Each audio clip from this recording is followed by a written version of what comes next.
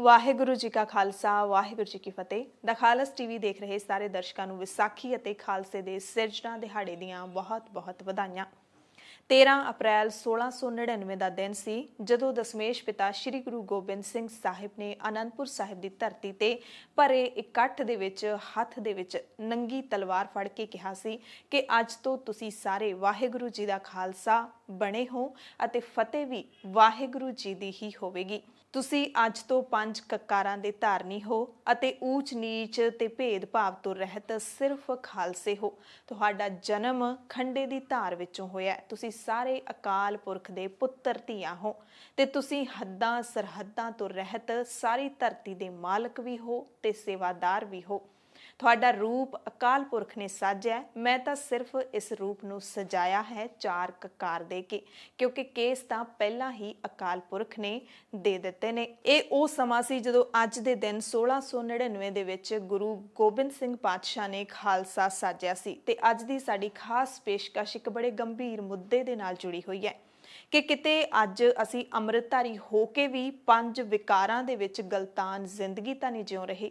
ਤੇ ਜੇ ਅਜਿਹਾ ਹੋ ਰਿਹਾ ਹੈ ਤਾਂ ਆਪਣੇ ਆਪ ਨੂੰ ਗੁਰੂ ਸਾਹਿਬ ਵੱਲੋਂ ਦਿੱਤੀ ਗੁਰਬਾਣੀ ਦੇ ਨਾਲ ਕਾਬੂ ਕਰਨ ਦੀ ਲੋੜ ਹੈ। ਆਪਣੇ ਮਨ ਤੇ ਤਨ ਨੂੰ ਕਾਬੂ ਕਰਨ ਦੀ ਲੋੜ ਹੈ। ਨਹੀਂ ਤਾਂ ਅਸੀਂ ਅੰਮ੍ਰਿਤਧਾਰੀ ਸਿੱਖ ਨਹੀਂ ਬਲਕਿ ਭੇਖੀ ਸਿੱਖ ਹਾਂ। 5 ਕਕਾਰਾਂ ਦੇ ਅੱਜ ਸਾਨੂੰ ਸਾਰੇ ਅੰਮ੍ਰਿਤਧਾਰੀ ਸਿੱਖਾਂ ਨੂੰ ਬੜੇ ਅਹਿਮ ਸਵਾਲ ਨੇ।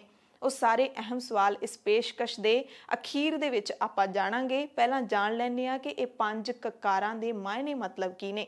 ਇਹ ਸਿਰਫ ਤੇ ਸਿਰਫ ਇੱਕ ਦਿਖਾਵਾ ਨਹੀਂ, ਇਹਨਾਂ ਦੇ ਪਿੱਛੇ ਬਹੁਤ ਵੱਡਾ ਭਾਵ ਹੈ। ਜਾਣ ਲਈਏ ਸਭ ਤੋਂ ਪਹਿਲਾਂ ਕਿ ਗੁਰੂ ਦਾ ਹੁਕਮ ਕੀ ਹੈ ਤੇ 5 ਕਕਾਰਾਂ ਦਾ ਭਾਵ ਕੀ ਹੈ।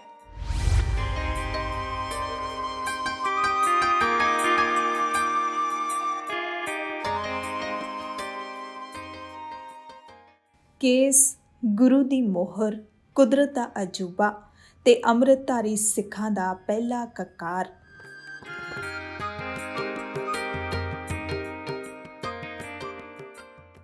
ਕੇਸ ਜਾਂ ਫਿਰ ਜ਼ਿੰਦਗੀ, ਜੇ ਇੱਕ ਚੀਜ਼ ਚੁਣਨੀ ਹੋਵੇ ਤਾਂ ਗੁਰੂ ਦਾ ਸਿੱਖ ਕੇਸ ਚੁਣਦਾ ਹੈ।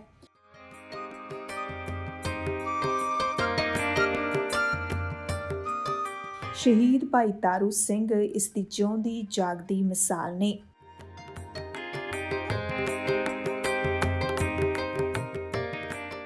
ਕੰਗਾ ਦੋਨੋਂ ਵਕਤ ਕਰ ਪਾਗ ਚੁਨੈ ਕਰ ਬਾਂਧਈ। ਗੁਰੂ ਦਾ ਹੁਕਮ ਹੈ ਕੇਸਾਂ ਦੀ ਬੇਅਦਬੀ ਨਹੀਂ ਕਰਨੀ, ਕਿਸੇ ਢੰਗ ਨਾਲ ਵੀ ਨਹੀਂ ਕਰਨੀ।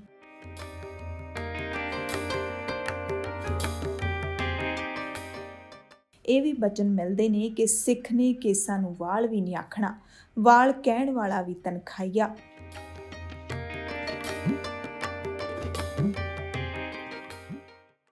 ਇਨਸਾਨ ਦੇ ਘਾੜੇ ਅਕਾਲ ਪੁਰਖ ਨੇ ਸਰੀਰ ਦੇ ਜਿਹੜੇ ਵੀ ਹਿੱਸੇ ਤੇ ਕੇਸ ਲਾਏ ਨੇ, ਹਰ ਹਿੱਸੇ ਤੇ ਕੇਸ ਹੋਣ ਦਾ ਵਿਗਿਆਨਿਕ ਤੱਥ ਹੈ ਤੇ ਹਰ ਥਾਂ ਤੇ ਮੌਜੂਦ ਕੇਸ ਸਾਡੇ ਸਰੀਰ ਦਾ ਸੁਰੱਖਿਆ ਕਵਚ ਨੇ।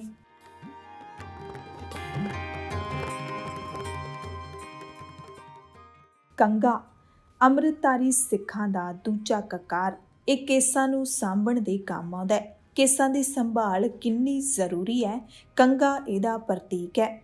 ਇਸੇ ਕਰਕੇ ਗੁਰੂ ਸਾਹਿਬ ਨੇ ਕੰਗੇ ਨੂੰ ਕਕਾਰ ਦਾ ਦਰਜਾ ਦੇ ਦਿੱਤਾ। ਕੰਗਾ ਲੱਕੜ ਦਾ ਹੋਣਾ ਜ਼ਰੂਰੀ ਹੈ।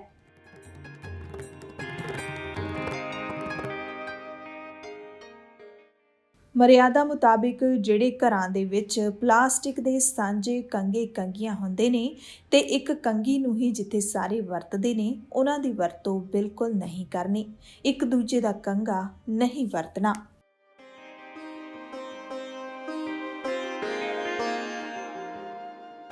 ਕੜਾ ਸੱਜੇ ਹੱਥ ਵਿੱਚ ਪਹਿਨਿਆ ਸਰਬਲੋ ਦਾ ਕੜਾ ਅੰਮ੍ਰਿਤਧਾਰੀ ਸਿੱਖਾਂ ਦਾ ਤੀਜਾ ਕਕਾਰ ਹੈ। ਇਹ ਇੱਕ ਸਿੱਖ ਨੂੰ ਗੁਰੂ ਦੀ ਬਖਸ਼ਿਸ਼ ਭਰੀ ਕੜੀ ਹੈ ਜੋ ਸਿੱਖ ਨੂੰ ਆਪਣੇ ਹੱਥਾਂ ਨਾਲ ਸਹੀ ਕੰਮ ਕਰਨ ਲਈ ਪ੍ਰੇਰਿਤ ਕਰਦੀ ਹੈ, ਗਲਤ ਕੰਮਾਂ ਤੋਂ ਵਰਜਦੀ ਹੈ, ਭਟਕਣ ਤੋਂ ਰੋਕਦੀ ਹੈ।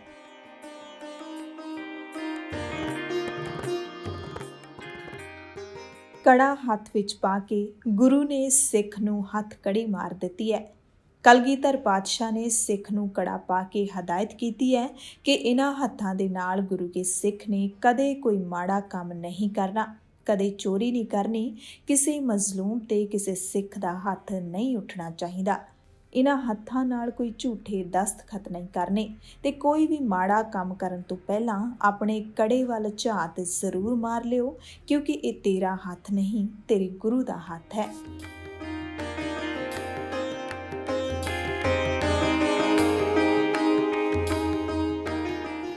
ਕਿਰਪਾਨ ਅੰਮ੍ਰਿਤਧਾਰੀ ਸਿੱਖਾਂ ਦਾ ਪੰਜਵਾਂ ਕਕਾਰ। ਦੁਨੀਆ ਦੀ ਪਹਿਲੀ ਕੌਮ ਹੈ ਜਿੱਥੇ ਸ਼ਸਤਰ ਨੂੰ ਸਰੀਰ ਦਾ ਅੰਗ ਮੰਨਿਆ ਜਾਂਦਾ ਹੈ। ਇਹ ਵੀਰ ਰਸ ਬਣਾ ਕੇ ਰੱਖਦੀ ਹੈ ਤੇ ਜਦੋਂ ਸਾਰੇ ਹੀਲੇ ਵਸੀਲੇ ਖਤਮ ਹੋ ਜਾਣ ਤਾਂ ਜ਼ੁਲਮ ਦੇ ਖਿਲਾਫ ਇਹ ਮਜ਼ਲੂਮ ਦੀ ਰੱਖਿਆ ਲਈ ਉੱਠਦੀ ਹੈ।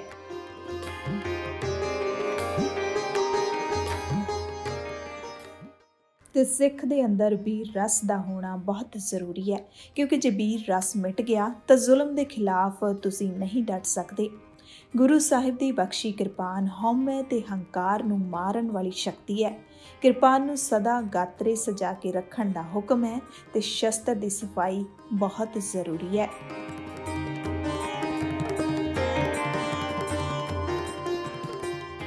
ਕਿਰਪਾ ਪਲੱਸ ਆਨ ਕਿਰਪਾਨ। ਤਲਵਾਰ ਦਾ ਰੂਪ ਹੋਰ ਹੋ ਜਾਂਦਾ ਹੈ, ਪਰ ਸਿੱਖਾਂ ਨੂੰ ਸਤਿਗੁਰੂ ਨੇ ਕਿਰਪਾਨ ਦੀ ਬਖਸ਼ਿਸ਼ ਕੀਤੀ ਹੈ। ਸਿੱਖ ਇਸ ਕਿਰਪਾਨ ਦੇ ਨਾਲ ਆਪਣੀ ਰਾਖੀ ਵੀ ਕਰਦਾ ਹੈ ਤੇ ਮਜ਼ਲੂਮਾਂ ਦੀ ਰਾਖੀ ਵੀ ਕਰਦਾ ਹੈ, ਕਿਉਂਕਿ ਖਾਲਸਾ ਪ੍ਰਗਟ ਹੀ ਮਜ਼ਲੂਮਾਂ ਦੀ ਰਾਖੀ ਕਰਨ ਵਾਸਤੇ ਕੀਤਾ ਗਿਆ ਹੈ।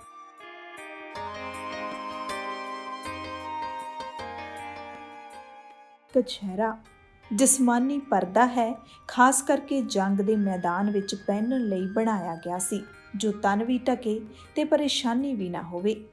ਕਛਹਿਰਾ ਆਤਮ ਸੰਜਮ ਦਾ ਪ੍ਰਤੀਕ ਹੈ, ਜਤ ਸਤ ਨੂੰ ਕਾਇਮ ਰੱਖਣ ਦੀ ਪ੍ਰੇਰਨਾ ਹੈ। ਗੁਰੂ ਸਾਹਿਬ ਨੇ ਇਸ ਪੰਜਵੇਂ ਕਕਾਰ ਰਾਹੀਂ ਵਾਸ਼ਨਾ ਨੂੰ ਘਰ ਤੱਕ ਸੀਮਿਤ ਰੱਖਣ ਦਾ ਹੁਕਮ ਦਿੱਤਾ ਹੈ।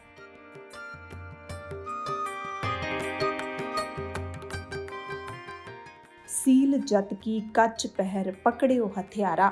ਸਿੱਖ ਨੂੰ ਸਤਿਗੁਰੂ ਨੇ ਹੁਕਮ ਕੀਤਾ ਹੈ, ਦੇਖ ਪਰਾਈਆਂ ਚੰਗੀਆਂ ਮਾਵਾਂ ਭੈਣਾਂ ਧੀਆਂ ਜਾਣੈ, ਪਰ ਬੇਟੀ ਕੋ ਬੇਟੀ ਜਾਣੈ, ਪਰ ਇਸਤਰੀ ਕੋ ਮਾਤ ਬਖਾਨੈ।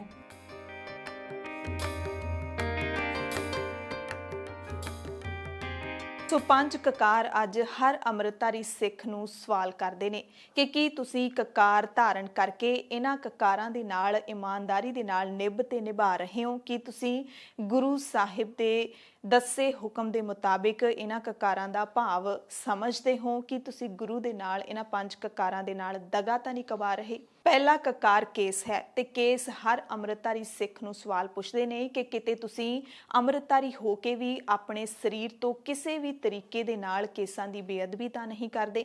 ਦੂਸਰਾ ਕਕਾਰ ਕੰਘਾ, ਕੀ ਤੁਸੀਂ ਆਪਣੇ ਕੇਸਾਂ ਦੀ ਸਾਫ਼ ਸਫਾਈ ਰੱਖਣ ਦੇ ਲਈ ਸਵੇਰੇ ਸ਼ਾਮ ਲੱਕੜ ਦੇ ਕੰਘੇ ਦੇ ਨਾਲ ਕੇਸਾਂ ਨੂੰ ਵਾਹੁੰਦੇ ਹੋ, ਸਾਫ਼ ਕਰਦੇ ਹੋ?